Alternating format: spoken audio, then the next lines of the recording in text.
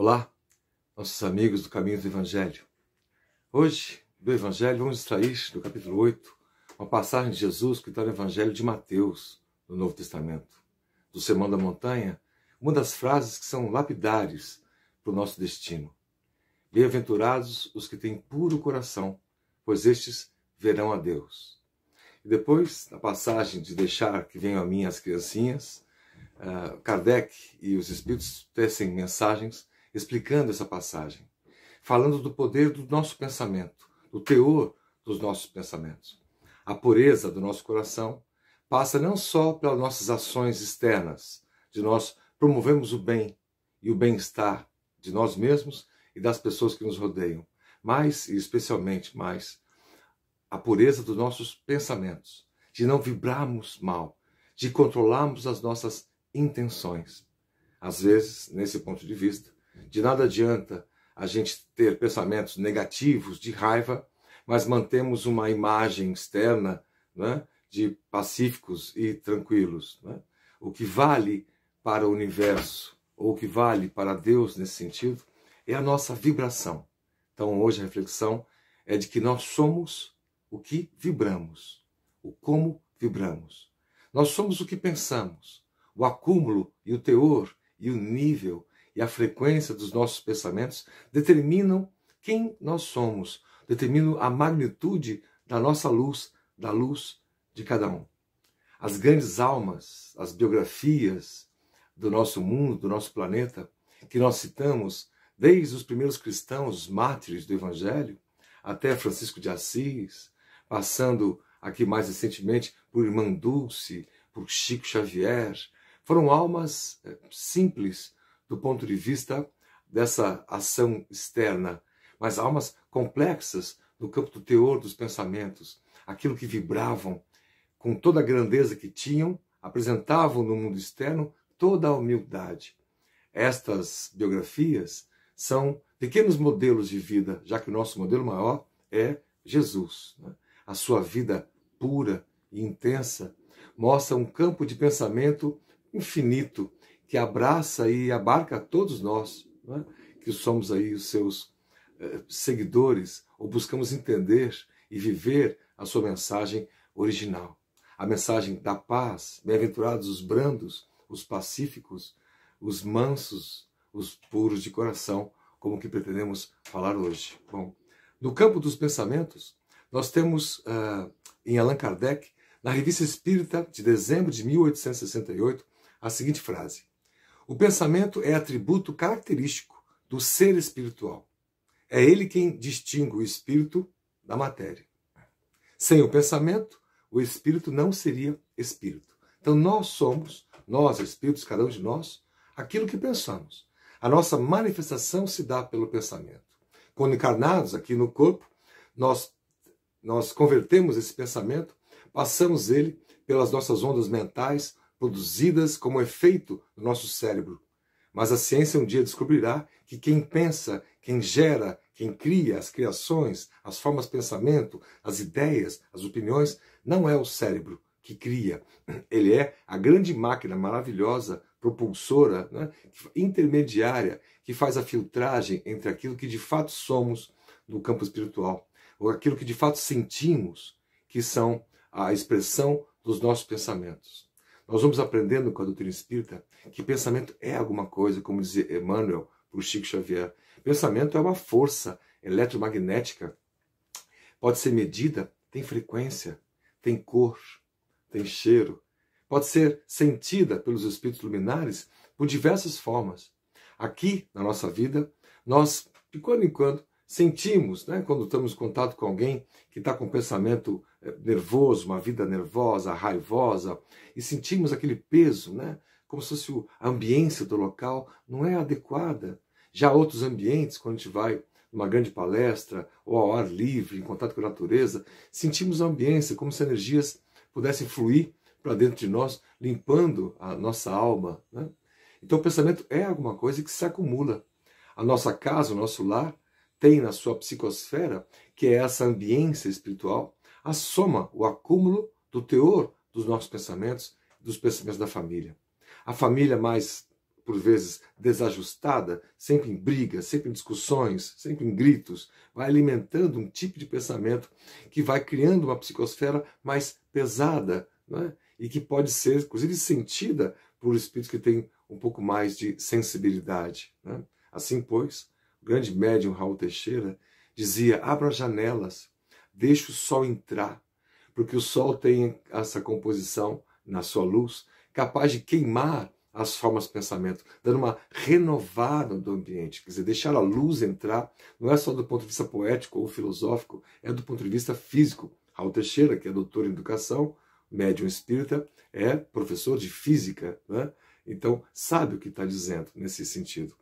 A esse respeito, o Espírito Emmanuel, no livro O Pensamento e Vida, de Chico Xavier, no capítulo 2, fala: além de que o pensamento é uma força eletromagnética, portanto é alguma coisa.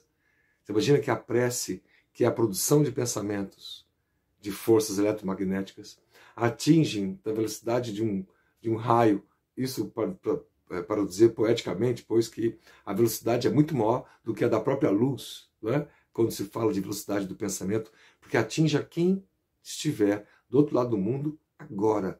Não há um átimo segundo que separe o pensamento da vontade que temos de fazê-lo chegar a alguém. É uma vibração, diz ele. É uma onda que possui a sua frequência. No futuro, a ciência irá medir a frequência dos nossos pensamentos. Pensamentos, isso a ciência já tem estudado, de acúmulo de raiva, de tensão, de nervosismo, de ódio, somatizam, do grego soma. A gente adoece, portanto, nesse acúmulo de pensamentos preocupantes dessa natureza. Por outro lado, né, pensamentos de carinho, de afeto, a prece, a meditação, a calma, a paz, os puros de coração, possuem uma frequência de pensamentos que nos anima, nos dá um ânimo, do latim ânimo quer dizer alma, como sendo a nossa própria alma, e são até curativos. A nossa vida fica mais límpida com o alimento desses pensamentos positivos nesse sentido. Diz ele: pensamento, eletricidade, magnetismo conjugam-se em todas as manifestações da vida universal, criando gravitação e afinidade, assimilação e desassimilação, nos campos múltiplos da forma que servem à romagem do espírito, para as metas supremas traçadas pelo plano divino. A vontade, completa ele, contudo, é o impacto determinante. Tal vontade pode guiar nos pensamentos, a vontade de melhorarmos as nossas vidas, a vontade de perdoarmos as pessoas que nos fizeram mal, a vontade de perdoar as coisas que nós fizemos de errado e que vamos lentamente, paulatinamente reconhecendo. A vontade, portanto, dirige os nossos pensamentos. A vontade por um país melhor. A vontade que o país encontre a pacificação nesse mundo polarizado que nós estamos vivendo. A vontade de que as doenças todas que acometem a sociedade, as comunidades, possam ir embora, na medida que vão embora também os nossos pensamentos mais frívolos, de prazeres mais imediatos, né? De ódios que rompem laços fraternos, né?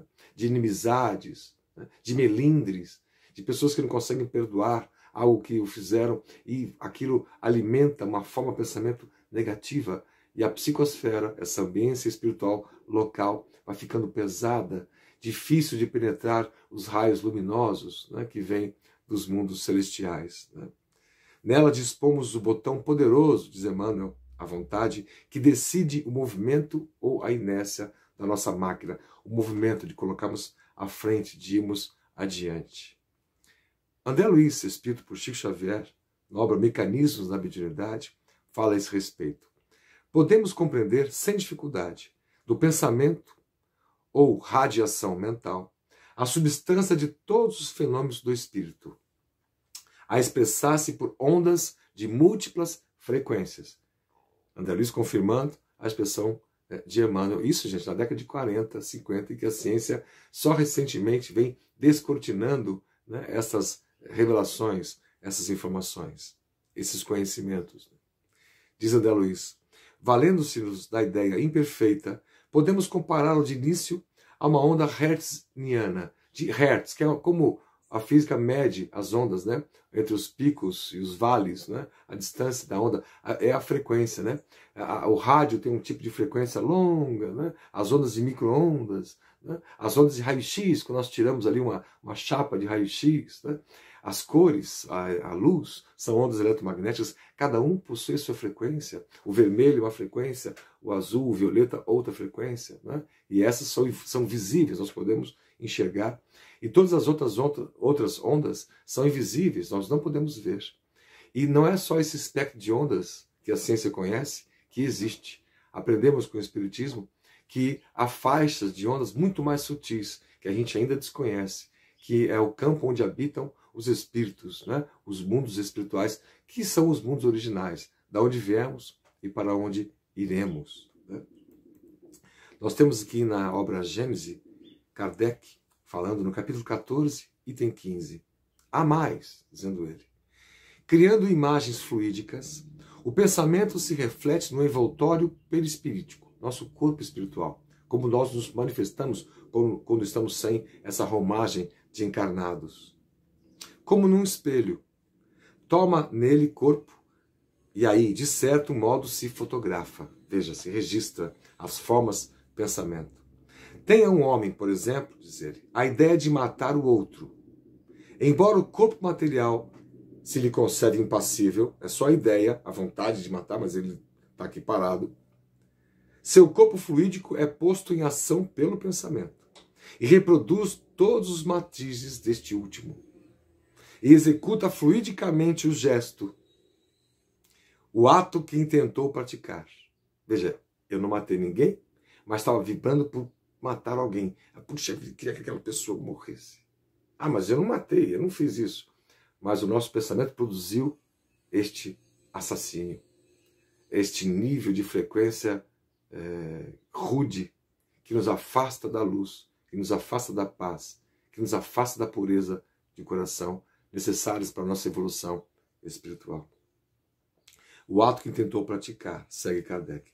O pensamento cria a imagem da vítima e a cena inteira é pintada, como se ficasse fotografada na nossa tela mental, como num quadro tal qual se desenrola no espírito. Então veja a importância de nós observarmos quem somos. Nós somos o que pensamos.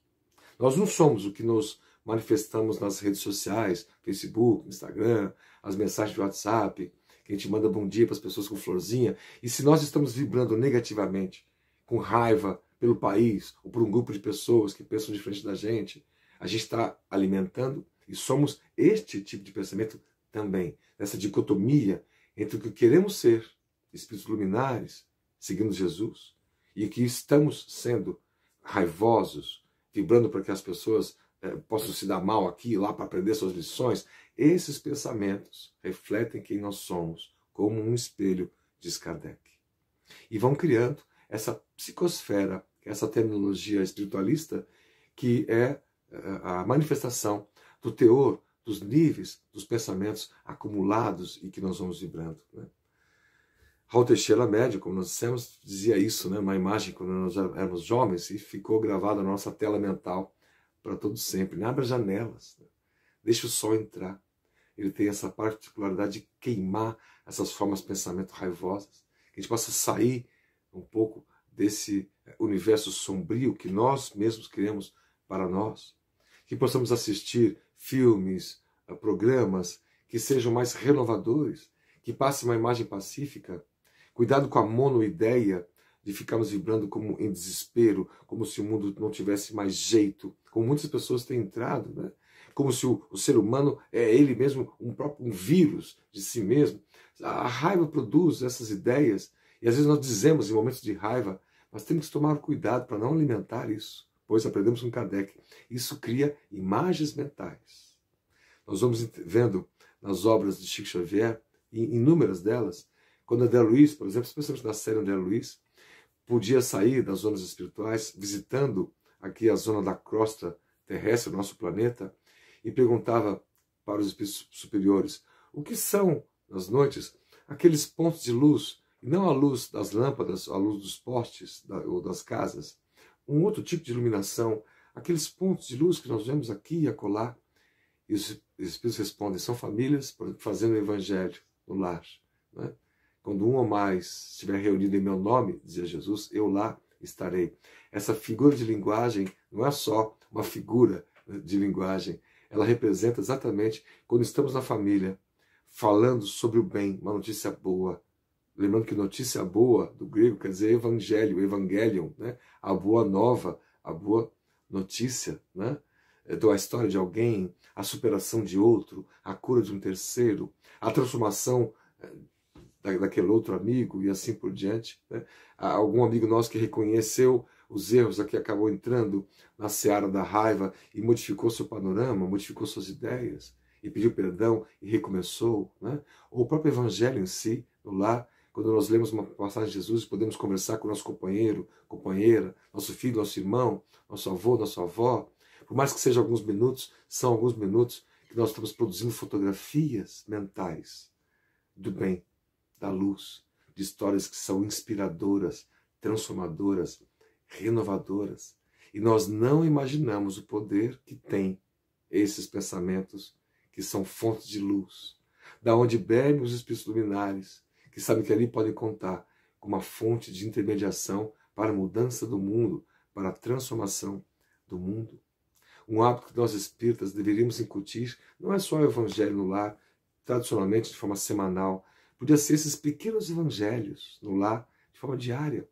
Se a família naquele momento não pode se reunir, que um faça uma leitura, uma frase, e refletir sobre essa frase, para que ela não saia solta só por repetição, como nós fazíamos no passado com as orações repetitivas, pensando em outra coisa enquanto alimentávamos o terço. É possível rezar para que nossos irmãos católicos o terço vibrando por esses pensamentos. É possível rezar sem nenhum tipo de ajuda externa, somente fechando os olhos, ou de olhos abertos para a natureza, ou olhando alguém com um olhar carinhoso e em silêncio. O silêncio é uma prece, como aprendemos com os Espíritos, pois que é o silêncio da boca, da voz. O pensamento continua ativo, vibrando pelo bem, com afeto, com amor, para aquele outro que nós estamos olhando. Uma mãe para um filho, uma mãe para o filho, né?